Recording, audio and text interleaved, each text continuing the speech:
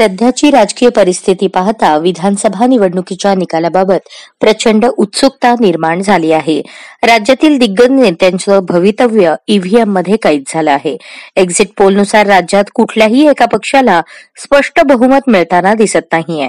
त्यामुळेच निवडणूक निकालापूर्वीच सत्ता स्थापनेसाठी आवश्यक असणाऱ्या आमदारांचा आकडा कसा जुळवता येईल याबाबतच्या हालचाली महायुती आणि महाविकास आघाडी या गटाकडून सुरू झाल्या आहेत. अपक्ष उमेदवारांना संपर्क साधण्यात येत आहे. मात्र याबाबत बोलताना आम्हाला राज्यात स्पष्ट बहुमत मिळेल, त्यामुळे आम्हाला अपक्ष आमदारांची गरज लागणार नाही असं वक्तव्य भाजप नेते रावसाहेब दानवे यांनी केलं आहे.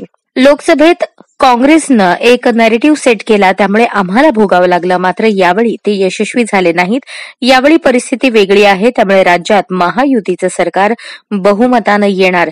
आम्ही सरकार स्थापन करणार. बहुमत मिळत असेल तर अपक्ष आमदारांना संपर्क साधण्याची गरज काय? आम्ही बहुमतात येत असल्यानं बंडखोरांशी चर्चा करण्याची गरज नाही.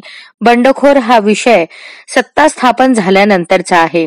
बंडखोर अपक्ष असेल आणि त्याला जर महायुतीचा पाठिंबा द्यायचा असेल तर आम्ही त्यांचे स्वागत करू, असं दानवे यांनी म्हटलं आहे.